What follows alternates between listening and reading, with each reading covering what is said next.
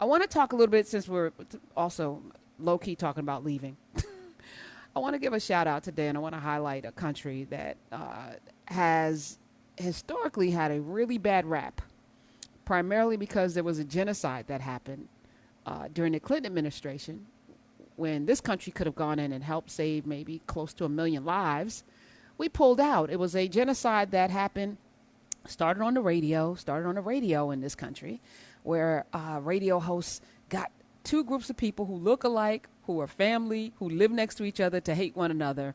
And over several weeks, nearly more than 800,000 people murdered each other brutally in one country, spurred on by radio show hosts, which is why having a microphone is an extreme responsibility, and anyone that abuses it should go straight to hell.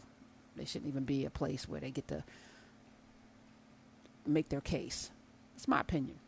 So Rwanda is now a model.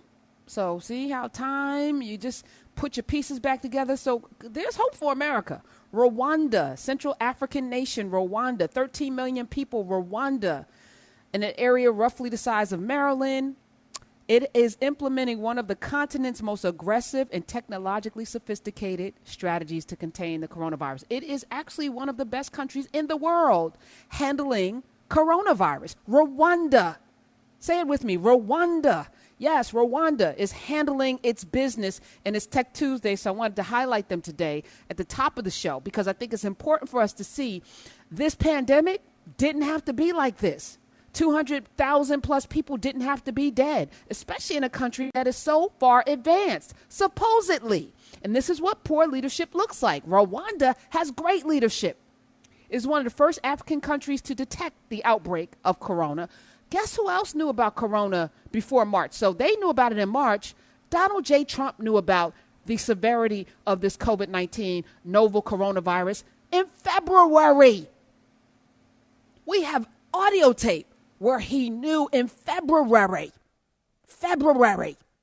that this was going to be horrific, and he didn't want to panic people. So he said nothing.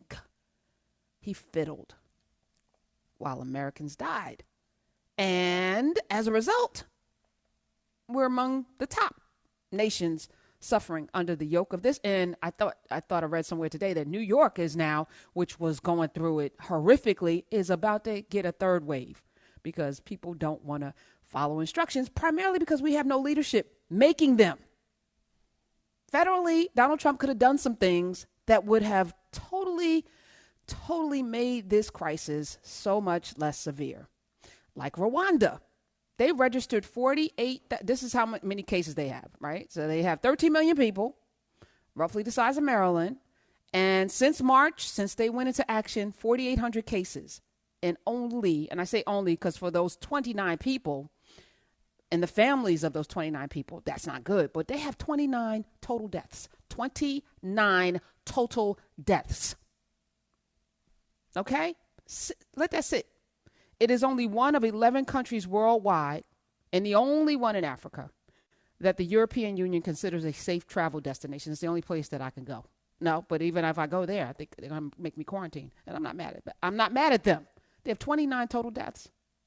The CDC warns that they're against non-essential travel to the country. But can we trust the CDC, which has now come out and said that they were pressured to change and to downplay stats and things like that as people send their children into death zones all over this country right now. So how did Rwanda do it? Well, and I'm going to just say half the country is in poverty. So it's not money. Half the country is in poverty. They have one doctor for every 10,000 people. In America, we have 26 doctors for every 10,000 people. Okay? 26 for every 10,000. Country, half of them impoverished. But what they started doing was screening travelers for the coronavirus in January. So they heard about it. They were one of the first to detect any outbreak in their country in March. And then they started people coming in, making sure that they were screened. It was the first nation in Africa to impose a total lockdown. So when they found their first cases, they locked down and shut the country's borders. Nobody could come in, nobody could leave. Nobody could come in, nobody could leave. Shut it down in March.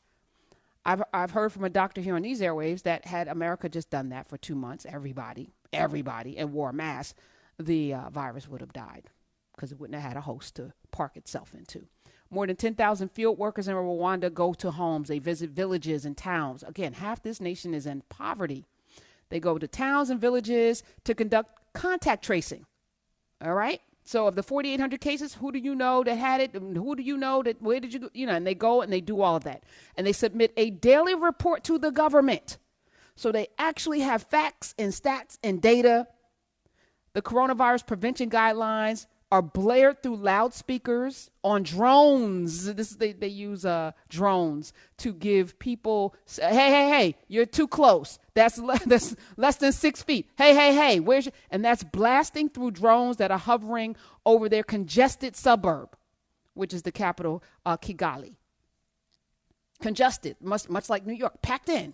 Half the people are poor, but they use drones to tell them what they should be doing constantly.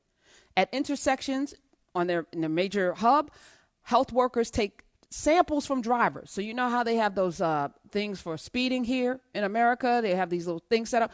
There in Rwanda, they have set up checkpoints for coronavirus testing randomly. So they'll pick every fifth driver, you pull over, let's test you.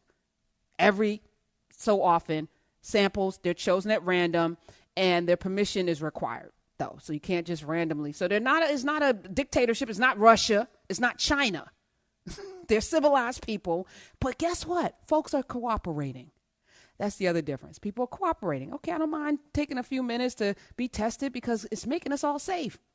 The samples are then sent to the government labs, which usually deliver results within 24 hours. There's some of you who took a test last week and are still waiting for your results. In America, where half of us are not poor. We're one of the most industrialized nations in the world. Why does Rwanda have a better strategy than we do? And those who test positive are traced in order to stay in a government-run, this is a little scary, but hey, the NBA's in one of these. They're in a bubble, a government-run COVID-19 clinic. So if you do test positive, they basically send you to COVID jail so that you don't infect anybody else. And their contacts are ordered to be quarantined. So anybody that has come into contact with somebody that has tested positive must be quarantined. And the government has banned public gatherings of more than 5 people. Some of you were at a wedding this weekend. Some of you went to a party this weekend with more than 5 people. Rwanda, you can't do that. In Rwanda, they've banned all public gatherings, more than 5 people, not done. And the drones then record images. So if your ass is caught in a park or a beach or someplace, I think Rwanda's landlocked, but a lake or someplace, you will be captured on film. And they have drones, so they're using technology to. So your big brother's watching. Well, they're watching us too. We're being watched. This government could easily do that. There are cameras on just about every traffic light in America. There are videos on just about every building in America. They could do this. They don't even need drones. We are wired that way. Bet you didn't know that. I bet you did, though. And to minimize contact between patients and health workers, they've deployed robots, human-sized robots that relay messages about the patient's condition to doctors. So no healthcare worker has to put themselves in jeopardy around somebody that has contracted coronavirus. They send in robots to take the vitals, the temperature, to detect if the patient is in the hospital not wearing the mask. The robot will be able to say that. The robot can also deliver food and medicine. Hello, this is 2020. Why are we forcing our healthcare workers to put themselves literally in life-threatening situations? And many of them, especially during the early months of this, died. A lot of them died. A lot of our family members, because we have no leadership. They can deliver medicine and food, and the government has hired 60 drones. You don't have to pay a drone, but they've hired them, I guess the company that makes them, to transport protective gear and COVID-19 test samples, so nobody has to handle the test samples either. As well as they ferry intravenous fluids to and from the hospitals. This is Rwanda. Half the people are poor. And they have 29 deaths.